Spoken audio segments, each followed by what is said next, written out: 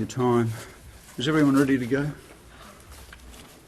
Okay. Can I introduce you to my right, and probably needs no introduction, but Assistant Commissioner Mike Conlon, who is in charge of State Crime Operations Command, which of course includes the Hydra, Outlaw Motorcycle Gang Task Force. And to my left, Assistant Commissioner Graham Reinders, who is in charge of the South East region, which of course takes in the Gold Coast area. Well, we are now in a position to release to you 5 images of the person we believe responsible for the shooting yesterday at the shopping centre at Robina. You will notice when you see those images that 2 of them are of a person wearing a whitish pattern coloured T-shirt. 3 of the images are of a person wearing a black hooded type jumper. We believe it's one and the same person, and that at some stage yesterday at Robina there was a change of clothing, but you'll see those images shortly. We yesterday commented and gave this description that the person was 20 to 30 years of age, of muscular build, with full arm tattoos and facial tattoos.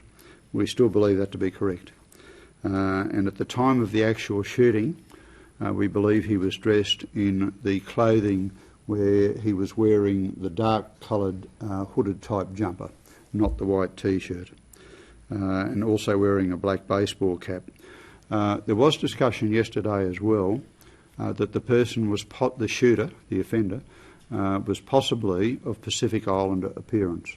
As the result of our ongoing inquiries, whilst we can't rule that out, it is also now possible that the person is of Middle Eastern appearance. So we want to keep a really open mind on that, and that possibility is definitely present of the person being of Middle Eastern appearance. We have not as yet identified this person, and that aspect is critical to our investigations. The male person who was shot, who as we mentioned yesterday, has association with outlaw motorcycle gang activity, has not been cooperative with us. We believe that that person is likely to be discharged from hospital at any time and may even have been discharged as we speak. That appeared to be imminent. I reaffirm that the woman who was shot was a completely innocent victim and bystander and had no connection at all to the male person who was shot. She is still in hospital. Her injuries are more serious, and we anticipate that she will be in hospital for some time yet. We ask for your support in respecting her confidentiality and her anonymity. That's important to us, if it's at all possible that her identity not be established. She's been through a lot, and we seek your assistance in that regard. If in the fullness of time she chooses to talk to the media, well, that's fine. That will be her decision. But at this time we ask for your support in that regard. We also am very grateful for the support of the media and the public so far, but we seek and need your continued support and assistance. As I said, we have not yet identified the person who fired the shots.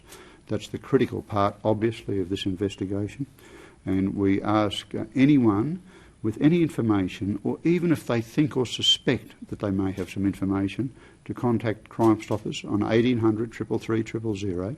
And if you wish to remain anonymous, that is entirely absolute that you can do that. Or you can identify yourself and share that information with us. That's all I have at this stage. We're happy to take questions now.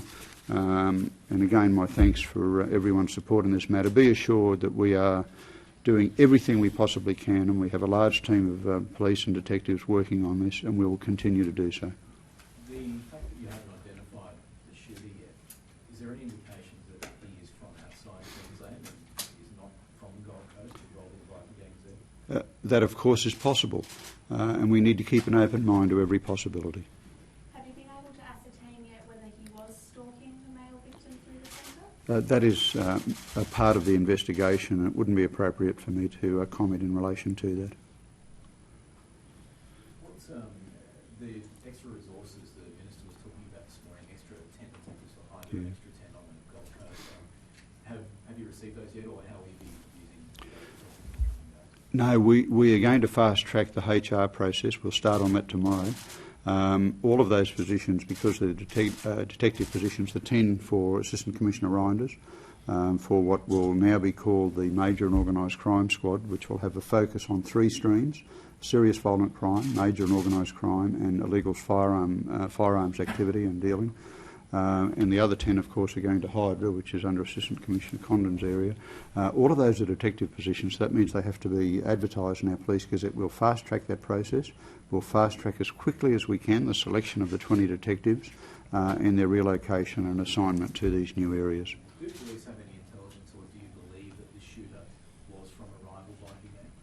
Well, we're not in a position to comment on that at this stage. That's an ongoing part of the investigation. Obviously, all of those questions and questions of that nature are critically important in the investigation, but the priority at this stage is to identify him and establish his whereabouts. Premier Campbell-Newman earlier today said that he would look at the possibility of using the association laws that the previous government introduced.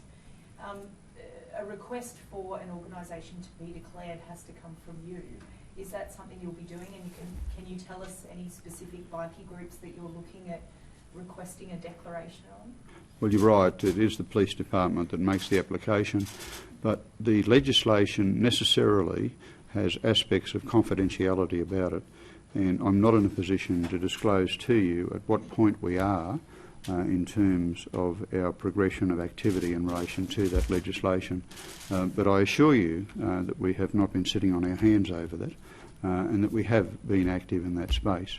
But I'm not in a position, it would be improper for me to tell you exactly where we are now and how far we may or may not be away from taking action under the legislation. Groups you're looking at declaring? No, I'm sorry, I can't. If groups were already declared, would it help you in a situation like the one there that we're in that you would be able to detain the man that is in hospital, for instance, and push him a bit further to talk? Look, that's a very good question, but I'm sorry, but it's probably just a little bit too hypothetical for me to make a sensible and informed comment on. But certainly, I was obviously grateful to hear the Premier's comments today.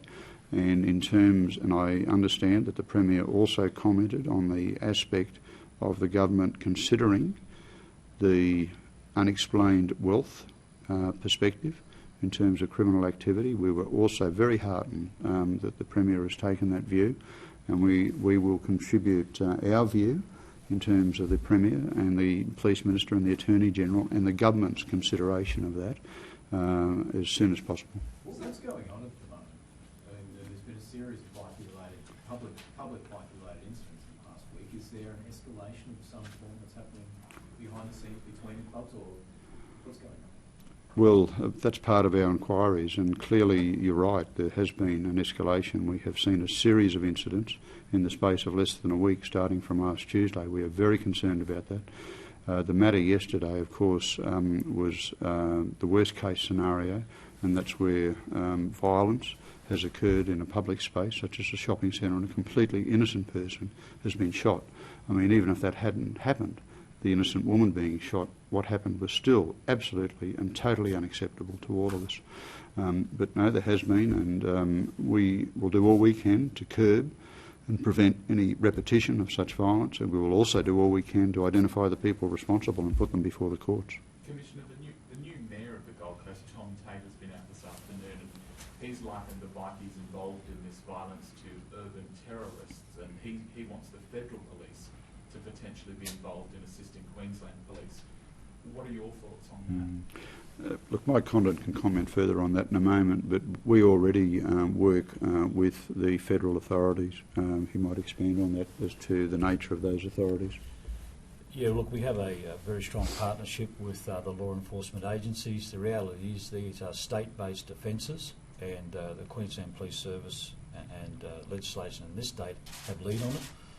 But we will be working closely with our interstate partners, as we have been in the last few days in relation to these current matters. Has the federal police been contacted about what's happened in the southeast this week? Not specifically, however, I have been talking to federal agencies this morning to discuss potential assistance from an intelligence point of view. Is there anything you can do about the man in hospital, possibly at the moment? Can you detain him further, or anything? Is there any action at all that you can take?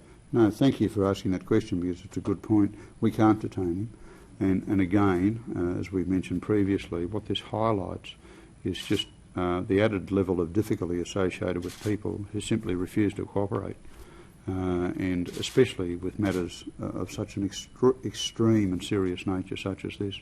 And that's, again, why we seek, the assistance of people who may be on the fringe of this activity, relatives or someone who might know these people who can help us. Given that he's already a target, though, and he's already been targeted, can you understand why he wouldn't want to talk to police and give further information? Well, I can understand the culture, and that's been a long-held culture of outlaw motorcycle gangs, that they do not cooperate with the authorities and that they resolve these things between themselves. But that, to us, in my view, as a society, is unacceptable. We all live by the rule of law. That's the way our system works. And there is no place in our community for people who choose to step outside the rule of law. What do you think when the president of the bikie gang stands up and says publicly, "Oh, we just blokes who ride motorcycles on the weekends"? I mean, Yeah. should we all just not believe them at all? That's correct. We should not believe them at all, because they are not, and that is part of their clever marketing strategy to portray themselves as middle-aged people who simply have a love of motorbikes and a motorbike enthusiast and pose no threat to society, and that the whole thing is a police beat-up. It's not. They're criminal enterprises. We have every reason to be fearful of them. They pose a serious threat to us, and the more we can do to undo that false image, then the better that is. Yesterday's shooting, is that the worst example of, I guess, public bikie violence or panic? Because there was a shooting in Mackay about 15 years ago. Is yesterday's worse? Yeah, absolutely, in recent times, yes. The only thing that would have made it worse if that woman who was shot had been more seriously injured. But it also comes in the context, doesn't it, of, as you say, there's been events escalating, and in a sense, yesterday wasn't an isolated incident, but I guess we've never had anything like this before in Queensland, have we? I'm not, well, again, I agree. The incident yesterday, what happened yesterday, is clearly the worst thing that we have seen in this area. I mean, we've had terrible murders in Queensland, we've had multiple murders in Queensland, we've had some terrible crimes in Queensland, this occurs everywhere. But in terms of outlaw motorcycle gang nexus, relationship, what happened yesterday is the worst thing that we've seen here for a very long time. But can I just add, in terms of your question, whilst there's clearly been an escalation, and we're not stepping away from that in terms of those things that occurred last week and the series of them leading up to yesterday, what we can't say to you, and we're not in a position to know at this stage, if there's a definite link between each and every one of those incidents. Okay? Prior to this, did police have enough resources to tackle the outlaw motorcycle gang problem? And have you asked for resources in the past from the previous government and been denied? The current government have committed to 1,100 extra police over 4 years, and the additional 20 detectives, whilst we're fast-tracking that, ultimately will come out of that extra allocation of police. So I'm grateful for that allocation. We certainly need it, and I'm grateful for it. And our job is, it's not our job to be politicians. The three of us here are members of the senior executive of the service. Our job is to provide to you and to the people of Queensland the best policing service we can within the resources we have available to us. Okay? That's what we do. We could always use more, and we're grateful for the additional police. And as you can see, as a priority, we've fast-tracked 10 into Graham Rinder's area on the Gold Coast and 10 into Mike Condon's area at State Crime. And that's the very first allocation of the extra police we're getting, and it has the highest priority. With the association laws, there have been concerns in other states, which is part of the reason they were deemed to be unconstitutional, that there would be political interference in which gangs would be declared, and that it impinged on civil liberties. Can you guarantee to Queenslanders that won't happen here? Well, I hope concerns aren't justified. It's a good question, and I certainly hope it won't. It is a matter of public record that the legislation that was attempted in South Australia and New South Wales was overturned or failed on appeal in the High Court of Australia. Certainly it's our hope that the legislation here in Queensland is able to withstand